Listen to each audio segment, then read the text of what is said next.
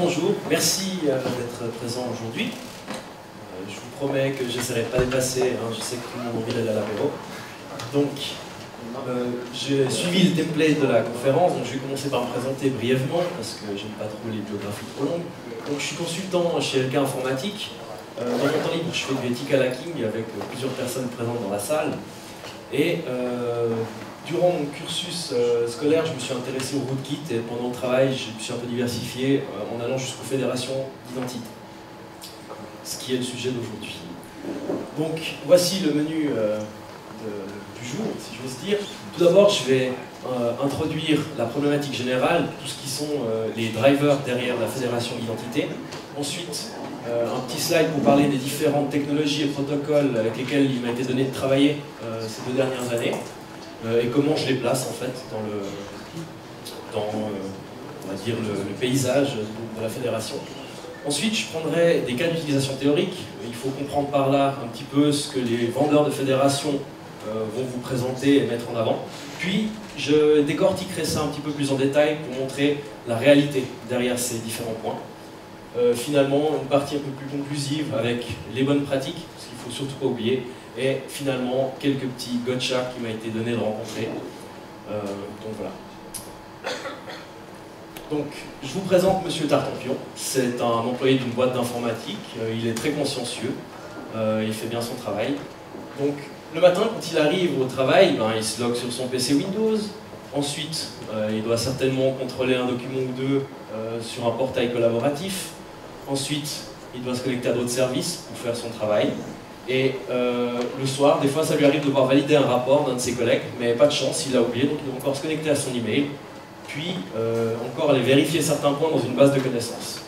Comme je vous l'ai dit avant, M. Tartampion, il est très professionnel, il a un mot de passe différent pour chacun de ses services, et de ce fait, ça devient un gros problème pour lui, pour se souvenir de tout ça. Son clavier ne tient plus en place à cause du nombre de post-it qu'il y a dessous.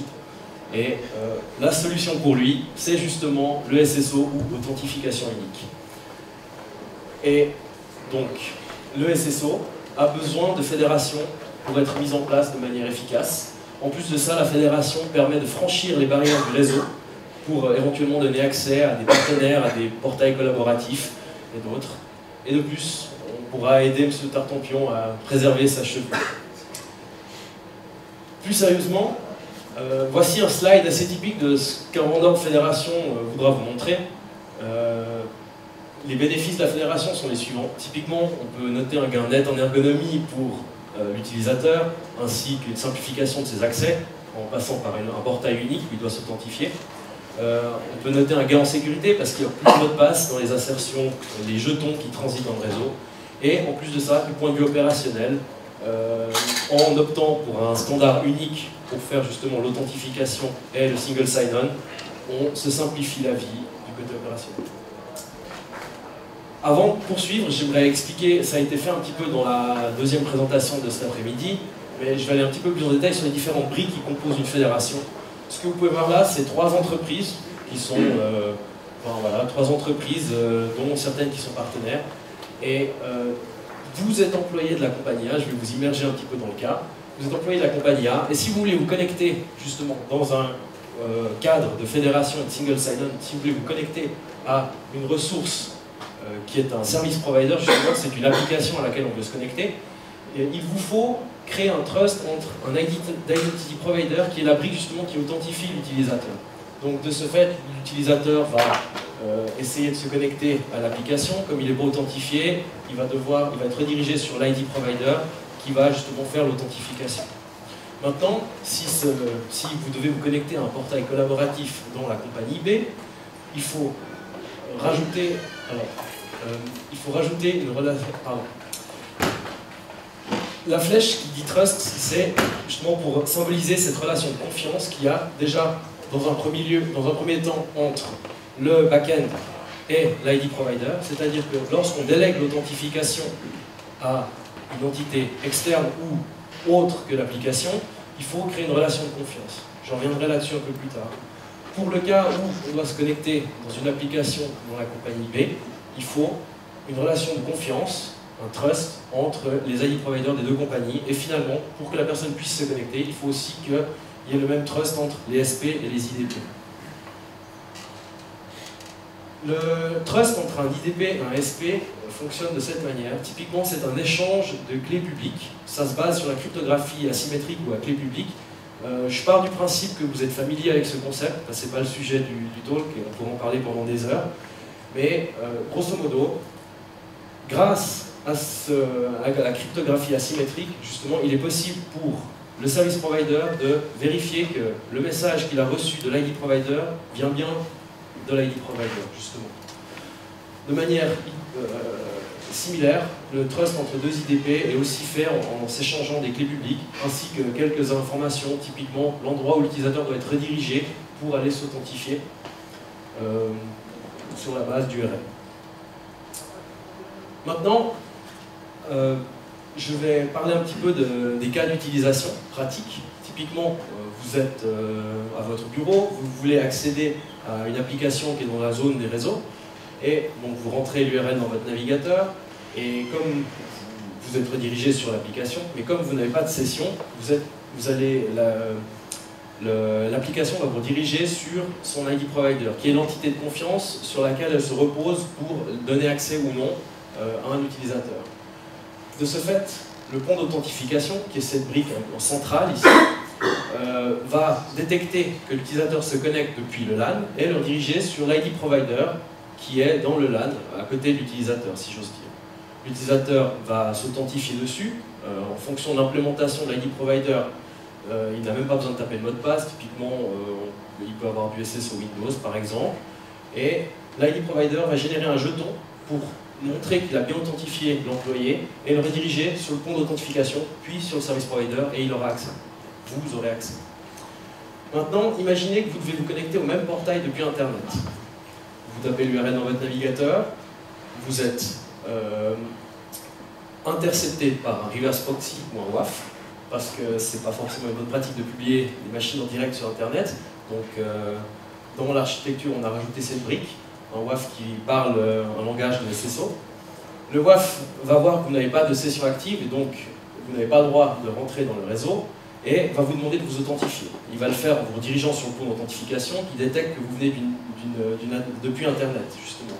Donc, vous allez être redirigé sur le provider d'identité externe pour vous authentifier, donc sur la base d'un formulaire avec login et mot de passe. Une fois que c'est fait, vous allez obtenir un jeton qui va vous permettre d'accéder d'abord, qui va vous donner accès sur le reverse proxy ou WAF, puis ensuite sur l'application. Excuse. Oui. Question là. Je ne sais pas si c'est d'un sujet hors sujet, mais les jetons, en fait, les jetons que j'ai reçus, comment il est protégé? J'y viens après. Ah. En fait, j'en ai parlé avant en disant que c'est sur la base des trusts entre les ID providers et les service providers, justement, par cryptographie asymétrique. Typiquement, il n'y a pas de mot de passe dans l'assertion ou dans le jeton. C'est une information qui est signée par la clé privée de l'ID provider, ce qui permet justement au service provider qui possède la clé publique de vérifier que le jeton n'a pas été modifié entre nous. Ok, alors, excusez-moi, en question derrière. Les jetons, il va au service provider ou il va à l'employé from Internet? Alors, il va chez l'utilisateur ou il va chez le service provider? En fait, tout passe par le canal web. Donc c'est dans le navigateur de la personne. Si on veut, c'est un jeton au porteur qui donne accès, un sésame en fait. Mais si vous voulez, je réponds aux questions un peu plus tard parce que j'ai pas mal de choses à dire, si vous voulez bien. Maintenant, si on prend le cas d'un partenaire qui veut se connecter à cette application, typiquement, le partenaire va taper l'URL dans son navigateur, il va être intercepté par le WAF. Le WAF va lui demander de s'authentifier en le redirigeant sur le pont d'authentification qui détecte son IP de partenaire et le redirige sur l'IDP qui est dans son réseau. Là, même chose, en fonction de l'implémentation de l'IDP, il va devoir soit rentrer un mot de passe, soit il va être automatiquement authentifié. L'IDP du partenaire va le rediriger sur le pont d'authentification avec ce sésame, justement, pour lui donner accès dans la zone et ensuite sur l'application. Maintenant, si on veut donner encore accès à des gens qui sont des externes, typiquement, et on veut quand même obtenir des informations sur ces personnes pour savoir qui est venu visiter le site, par exemple, on peut imaginer intégrer aussi des logins sociaux dans tout cet environnement. Donc, typiquement, ça peut se faire avec la même infrastructure, si j'ose dire, la personne va taper l'URL dans son navigateur, va être intercepté par le WAF parce qu'il n'a pas de session valide pour accéder à l'application. Du coup, il doit s'authentifier, il est dirigé sur le pont d'authentification. Le pont d'authentification propose différents types de login à l'utilisateur, il en choisit un, par exemple Facebook, admettons, et ça se fait avec des protocoles qui sont différents, parce que les logins sociaux seront avec d'autres protocoles, j'y reviendrai un petit peu plus tard. Mais une fois que la personne s'est authentifiée sur son login social, le pont d'authentification va générer un jeton qui lui donnera accès d'abord sur le reverse proxy et ensuite sur l'application. Maintenant, vous avez vu que ces 4 cas d'utilisation, ils ont l'air assez simples si on les prend séparément. Maintenant, dans la vraie vie, c'est plutôt comme ça que ça se passe, c'est-à-dire que chacun de ces cas d'utilisation sont relativement simples à adresser en tant que tel. Un des défis de la fédération, c'est justement de faire fonctionner tous ces cas d'utilisation ensemble, sans perdre le fil et augmenter trop la complexité du réseau. Voici les différentes technologies. Dans le graphe précédent que vous avez vu, il y avait des logins sociaux, donc c'est plutôt sur la partie du bas, des accès sur des applications, un pôle d'authentification, des ID providers. Ce sont plutôt fait avec les standards Duo, qui sont notamment ce sont les standards avec lesquels il m'a été donné de travailler, comme je vous l'ai dit avant. Typiquement, le SAML, c'est le standard de Oasis pour le SSO. La sécurité de ce standard est basée sur un échange de clés publiques, et c'est une relation de confiance entre 2 organisations. C'est-à-dire que, deux organisations vont décider de se faire confiance, et tous les employés, ou un set d'employés, vont bénéficier de cette relation de confiance. C'est un standard qui est largement répandu, et Oasis réfère à ce standard comme étant le standard clé pour faire le SSO. Ensuite, WS Fédération, c'est un protocole, une spécification qui est proche de celle de SAML, qui a été développé par différents acteurs du web, notamment Microsoft. La sécurité se base sur le même principe, c'est-à-dire une relation de confiance entre 2 organisations par l'échange de clés publiques. Et il est largement répandu aussi, tout simplement parce que c'est le standard supporté de facto par les solutions Microsoft. Et de ce fait, vous n'avez pas sans savoir que c'est difficile de ne pas travailler avec des solutions Microsoft dans le monde de l'informatique. Ensuite, OpenID, qui est aussi un protocole d'authentification décentralisé, c'est-à-dire que c'est plutôt un protocole qui est fait pour les particuliers, parce qu'en fait, la relation de confiance, elle est créée à l'enrôlement. C'est-à-dire quand la personne, elle crée son compte OpenID, elle va choisir les services auxquels elle veut pouvoir se connecter. De ce fait, c'est différent de SAML et WS Fédération, parce que la relation de confiance, elle est entre une personne et des services, tandis que dans le cas précédent, c'est entre 2 organisations et leurs utilisateurs. Et finalement, OAuth, qui est un protocole d'autorisation et non d'authentification. Grosso modo, comment ça se passe, c'est que lorsqu'un utilisateur décide de se loguer avec Facebook, comme on dit, en fait, ce qu'il fait, c'est qu'il donne la permission à l'application d'aller récupérer des informations sur lui chez son provider social. Et c'est pour ça que c'est un protocole d'autorisation. C'est parce qu'on délègue, on donne l'autorisation à l'application d'aller chercher des informations sur nous. Ce protocole est largement répandu et largement utilisé, notamment grâce aux terminaux mobiles, parce que c'est un protocole qui est simple à mettre en place, de par le fait que c'est juste aller consulter des URL avec les bons attributs. Contrairement au SAML qui nécessite la cryptographie pour valider les assertions ou le VSFET de manière similaire. Comme vous l'avez vu dans le slide précédent, avec les bénéfices de la fédération, j'ai repris ici différentes choses que j'ai pu glaner sur Internet, notamment cette phrase qui parle un petit peu de sécurité, lue sur le site d'un vendeur de fédération, que je ne nommerai pas. Ensuite, je prendrai un cas où on parle plutôt d'ergonomie, justement, le fait de faire du SSO avec les fédérations. Puis un aspect un peu plus opérationnel et pécunier. Finalement, des problématiques d'intégration. Et, après, je parlerai des logins sociaux. Donc, voilà.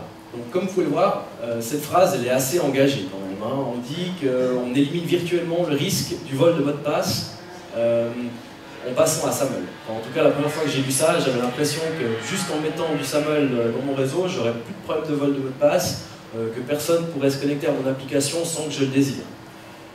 Mais il y a toujours deux faces à une pièce.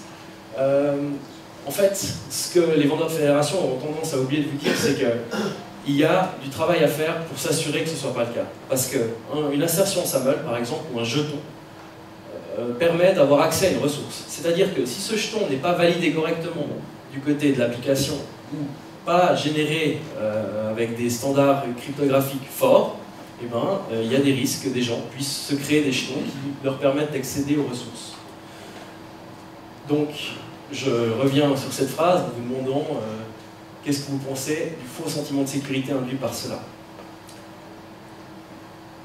Et typiquement, un exemple d'attaque qui a eu cette année justement sur les implémentations SAML, en fait, de Service Provider, c'est une faille qui s'appelle XML Signature Wrapping Vulnerability. Comme son nom l'indique, en fait, la partie grise, toute la partie du haut, en fait, est une assertion SAML normale. Simplement, dans la partie du bas, un attaquant est venu juste rajouter une partie avec les informations que lui veut, sachant que dans l'assertion SAML, il y a les droits qu'on a, donc les permissions qu'on a justement. Donc c'est un bon porteur qui dit à la personne où on va, qu'est-ce qu'on a le droit de faire.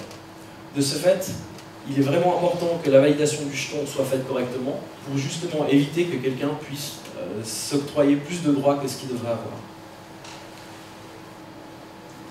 Donc, faire du SSO avec la fédération.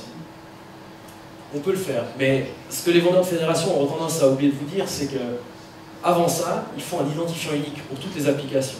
C'est-à-dire que il y a un impact sur toutes les applications. En plus de ça, pour les équipes opérationnelles, il faut assurer la continuité pendant la phase de migration. Et c'est un projet d'une magnitude qu'on a tendance à sous-estimer. Ça a un impact fort sur tout l'écosystème IT d'une entreprise. En plus de ça, on a tendance à oublier de dire que si une application a besoin de se connecter à un annuaire, typiquement pour aller se renseigner sur la personne, ça ne veut pas dire qu'elle va pouvoir récupérer les informations directement depuis l'assertion SAML. De ce fait, il y a peut-être un travail de customisation à faire sur l'ID Provider pour qu'il fasse du provisioning on the fly des gens qui se connectent. Si les comptes des partenaires, par exemple, ne sont pas forcément l'AD qui est rattaché à cette application. Ensuite, on peut se poser la question sur les applications legacy. On traîne tous dans nos réseaux des vieilles applications qui datent d'avant le protocole standard SAML. On ne peut pas forcément les customiser si elles sont propriétaires.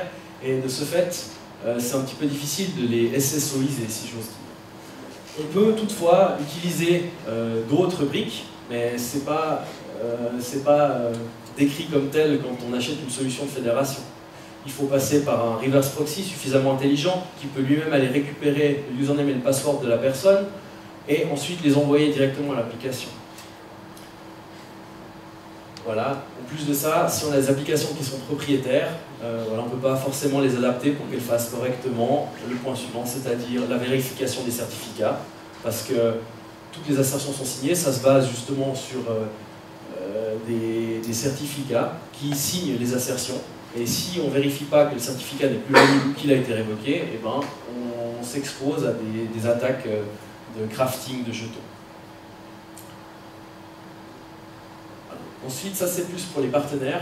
Typiquement, on a tendance à penser qu'en faisant une fédération, on va économiser justement, comme le disait monsieur dans la deuxième présentation, on n'aura plus besoin de gérer forcément les comptes des partenaires.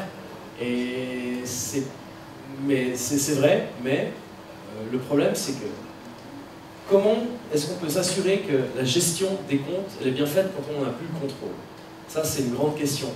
Et on est en droit de se la poser, parce que si on donne accès à des ressources qui sont critiques à quelqu'un, on veut s'assurer que cette personne fait bien le travail. Donc là, il n'y a pas vraiment de solution technique, si j'ose dire, c'est une question de confiance entre deux organisations, un contrat qui est signé, et après c'est au gré des personnes, des signataires du contrat, de les respecter. Il y a toutefois quelques moyens techniques de s'assurer qu'un niveau d'authentification est suffisant, typiquement avec ce genre d'attributs dans les assertions, mais ça encore une fois, c'est pas un truc qui est fait de base, il faut rajouter des contrôles pour s'assurer que le niveau d'authentification qui a été utilisé, à savoir username, password, ou bien peut-être de l'authentification forte, a bien été utilisé pour accéder à l'application. C'est un overhead au niveau de l'application. Maintenant, l'interopérabilité. C'est effectivement possible, mais il faut un espèce de traducteur au milieu pour passer par exemple de SAML à WS Fédération. Il faut une brique qui soit capable de parler les deux langages. Et c'est possible avec des solutions propriétaires, normalement out of the box, mais on peut aussi le faire avec des solutions open source, comme SimpleSAML PHP par exemple, qui permet de faire plein de choses. Notamment, c'est un peu une espèce de toolbox pour faire justement du SSO. Tous ces produits ont des avantages et des inconvénients. Typiquement, dans les produits commerciaux, il y a un coût qui est fort au départ, et peut-être un overhead au niveau opérationnel, parce qu'on doit gérer ces applications. Et au niveau de l'open source, et ben là, on n'a pas tous les outils d'administration qui viennent en général avec les produits propriétaires. C'est une question de choix et ça dépend du client, de sa philosophie. Maintenant, les logins sociaux, c'est effectivement possible, mais chaque provider de login social fait un peu son implémentation du protocole. C'est-à-dire que quand on fait une demande pour des informations d'un client, on doit lui passer des paramètres qui sont justement le scope de la requête qu'on fait. Est-ce qu'on veut obtenir l'email? Est-ce qu'on veut obtenir la liste d'amis, par exemple, dans le cas de Facebook? De ce fait, on est obligé de créer un module par application, par provider social, et ça demande du temps pour gérer chacun de ces providers sociaux. En plus de ça, on est dépendant du service offert par le provider social, et typiquement, il m'est arrivé plusieurs fois ces 2 dernières années qu'un certificat soit révoqué après une attaque et qu'il le change directement sans prévenir les gens avec des comptes développeurs, ou bien qu'ils annulent le support de OAuth 1 pour passer à OAuth 2 sans avoir prévenu tout le monde. Juste a posteriori, j'ai pu trouver sur un post dans un de leurs blogs qu'ils avaient décidé de le faire comme ça. Le grand problème avec les logins sociaux, c'est qu'il n'y a pas d'API unifié. C'est-à-dire que, comme je vous l'ai dit avant, chacun fait un petit peu comme il veut, chacun utilise sa notation, à part OpenID, mais OpenID est un peu en perte de vitesse, hein, parce que vous n'allez pas sans savoir que le plus grand provider d'OpenID a fermé ses portes il y a à peu près 1 mois, donc c'est pas forcément la solution. En plus de ça, si on veut permettre un login social sur une application, il faut que cette application parle le langage du provider social. Et du coup, ça demande une customisation. Ou bien, on peut augmenter le nombre de langages parlés par le pont d'authentification dont je vous ai parlé avant, et le rendre capable justement de faire la conversion entre typiquement OAuth et SAML. Cela se fait de cette façon. Comme vous pouvez le voir, là il y a des informations qu'on peut recevoir de Facebook par exemple. Donc vous verrez que tous les attributs commencent par Facebook.quelque chose. Chez LinkedIn, ce sera LinkedIn.quelque chose. Gmail ou Google, ce sera Google.quelque chose, etc. Donc, ce qui est important de faire là, une fois que l'utilisateur est authentifié, c'est qu'il faut prendre ces attributs et les convertir en quelque chose de générique. Comme ça, l'application qui va le recevoir après saura de quoi on parle. Parce que si l'application reçoit un Facebook.id, elle ne va pas savoir ce que c'est. Elle, il lui faut justement plutôt quelque chose de générique comme la notation OID que vous pouvez voir en bas, qui correspond justement, ce numéro-là doit correspondre à l'email. En plus de ça, on pourrait croire qu'en utilisant un ID d'un des providers, ça peut être la bonne solution, mais ce n'est pas le cas, parce que l'unique identifieur de Facebook, il est interne à Facebook, et il n'aura aucun rapport avec l'identifiant unique chez LinkedIn, par exemple, et de ce fait, on peut même se retrouver avec des collisions. Donc, le petit conseil que je peux vous donner, c'est plutôt utiliser un truc comme l'email, qui justement a tendance à se retrouver un petit peu, être une espèce de dénominateur commun entre les logins sociaux des gens.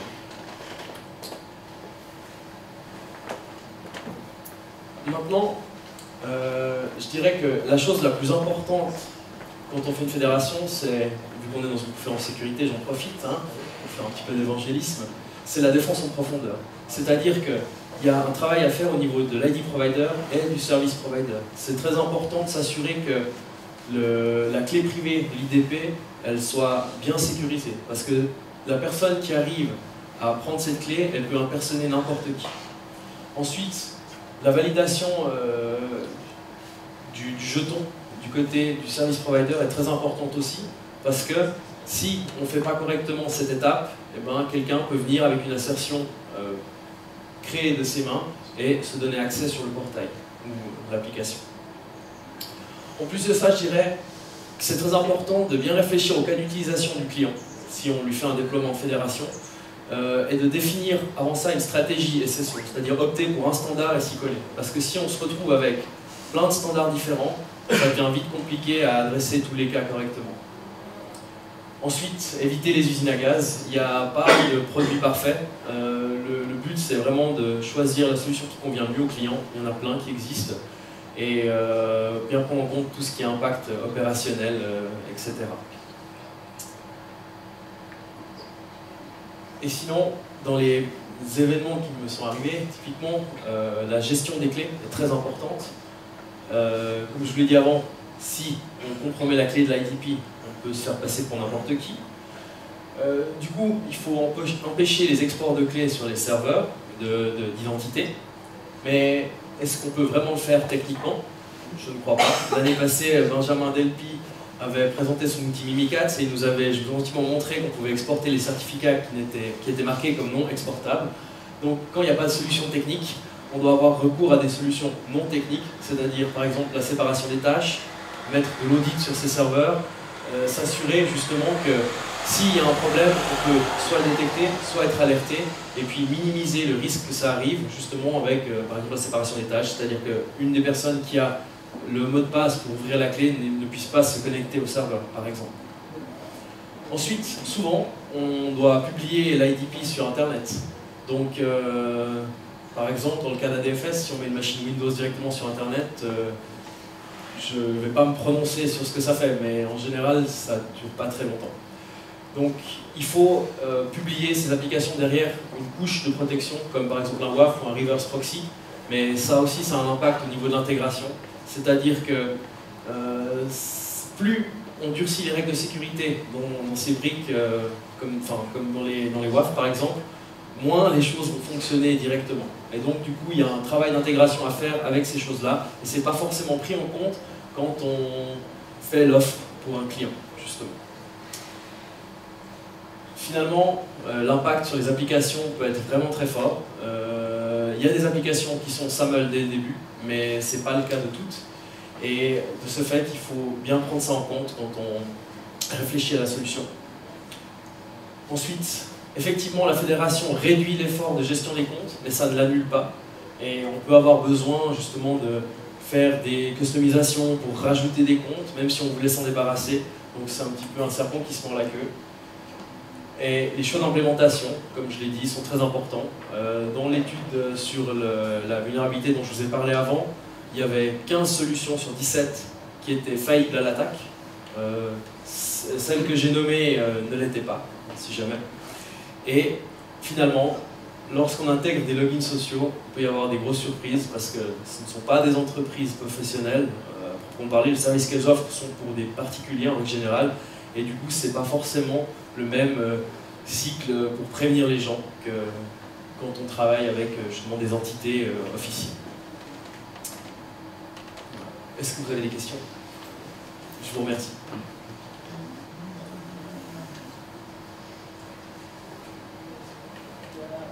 Ouais.